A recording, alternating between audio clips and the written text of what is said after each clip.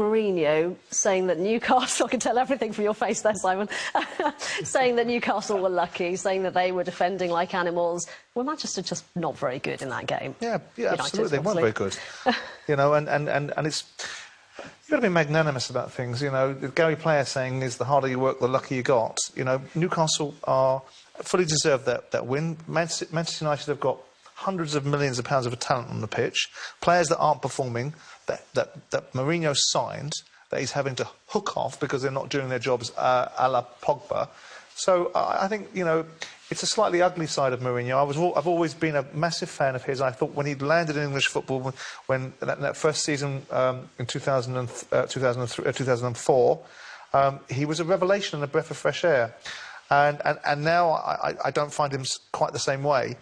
But Manchester United as a club, you know, are, in my view, the biggest club in the world. And he is one of the biggest managers. I think he should be focusing in on Manchester United and why they didn't win that game, rather than zeroing down on... Isn't that what he always does? Well... Deflect. Well, there's something not very admirable about that. So there's something not very admirable about Arsene Wenger never seeing anything that didn't suit him to see. You know, that's changed slightly in recent years. He's become a little bit more honest about certain things. But I think Manchester United are a strange side at this moment in time. They've gone for a great deal of power in their setup, and they are very clunky. You know, they're a bit like, for boxing fans, like watching Frank Bruno, who looked a perfect specimen, but actually was very lethargic in his movement. And they look a very clunky iron giant sort of thing. And I think Mourinho's got to get his head around what he's going to do with this Manchester United side, because they're quite some way away from where Man City are. But then why the new contract in January? They're 16 points behind Manchester City. They did win two trophies, but... Why have they given him this extra time? Why is he so special? Is he changing the players? I'm not sure that he actually is in the same way that Guardiola is, which we'll be discussing. What is it about Mourinho that they want to keep him? I still think they're progressing. I think they're improving. They're a better team than they were last year. That could be because of the money they spend, but also because of... I disagree a bit on that. Guardiola improves the player and Mourinho doesn't, because Jesse Lingard is a complete different player now than he was Lingard before. aside. Take a point. Yeah, but, you know, I think that's a big example, though. So I still think there's a bit of improvement, and they need stability. You can't have David Moyes for a little bit, and then with Van Gaal for a little bit, and then Mourinho for a little bit, and then you end up having to choose another manager, which may be not your first choice or your second choice. You end up with a third choice, and then you go on and on again. So I think stability is a good thing for them, but you're right. And Simon is right. He would have to do more, get more out of the players, Pogba included, although I'm a big fan and I know we're going to talk about him a bit later. But that was certainly not good enough on Sunday. Well, let's talk about Pogba now, because there have been a lot of articles written about him particularly, and the combination with Mourinho and the relationship and all the rest of it.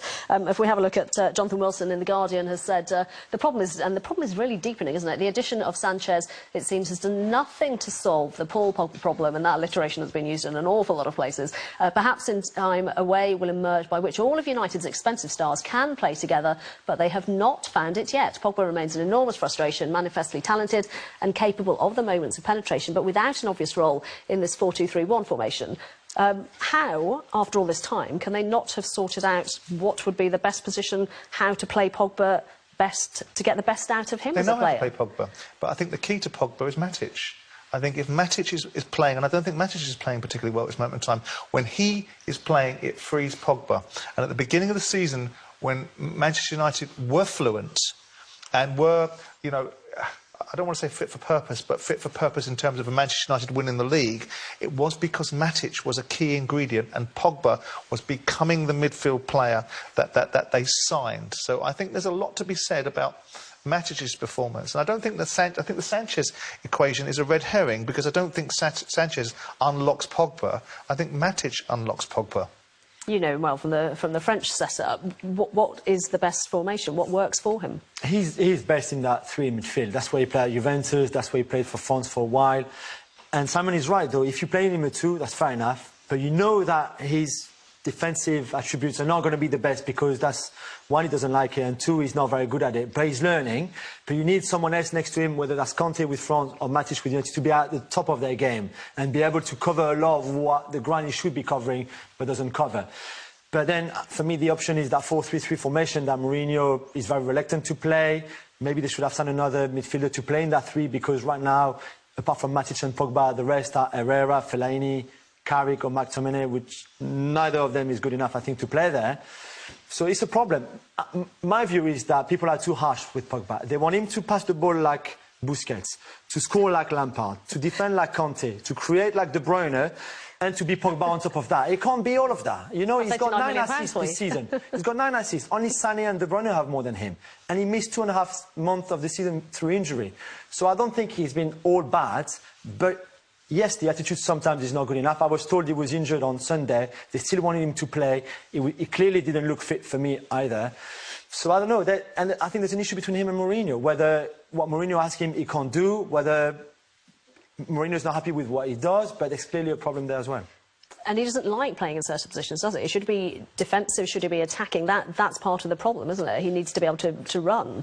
Yes, that's what he wants to do. I think he understands that right now in world football and at this level, you can't just do what you want and just can't go forward and not defend and not trail back. It's not stupid. He's 24 years of age, but he's had a few years behind him at Juventus where tactically it's the best club in the world. So he knows what he has to do. I think physically it might be an issue at times. The balance of the team is another one, like Simon was pointing out, with Matic, but not just Matic, with other players as well. It's not just all Pogba defending. You know, if Lingard and Sanchez and Martial don't defend, him and Matic will look a bit lost on that pitch. A very important month coming up for them as well. That top 4 spot, as we're discussing, there are, you know, obviously different clubs looking for it. But if we look at the run of games they've got their next 6, then this just tells you what Chelsea. Then we've got. There's a tough one there. Yeah, there's the Palace game, and obviously that Man City game that we were talking about earlier. At the end of that is a run in terms of the top 4 that they have to make sure that they are picking up points all the way along. Of course, absolutely. you know, the games they've got there. You know, the 3 games there: Chelsea, Liverpool, and Manchester City. That are very difficult games. And then you've got 2 sides in Crystal Palace and Swansea that are fighting for their lives. And Swansea are a team that's in very good form. So a Manchester United team that's not at it as they were against Newcastle might find themselves in a slight degree of difficulty. I've just got this feeling, and I know I keep on about the quadruple, but I've got this feeling that Mourinho is going to nick the Champions League, because I think it's the only way he can undo Guardiola. It's the only way he can outmaneuver Guardiola. And I just feel that was the whole purpose of the Sanchez signing at this time, was to be able to have a proper tilt at the Champions League. The Premier League has gone for Man United. They've given that ghost up. They've got to make sure they stay in the top 4. But, you know, they're not at full tilt in the Premier League. So where will they be at full tilt? Champions League. And is it, as we've talked about it with Arsenal, we've talked about it with Tottenham, we've talked about it with City, is it a successful season for them if they don't win a trophy this year, for Jose Mourinho? Oh, no, you can't go from what they did last year, even if they only finished 6th in the league, to then go in a season where you finish top 4 but you don't win anything. I think that wouldn't be good enough for them. They would need some sort of trophy, whether, I mean, the Champions League obviously would be the best of all because the league is gone.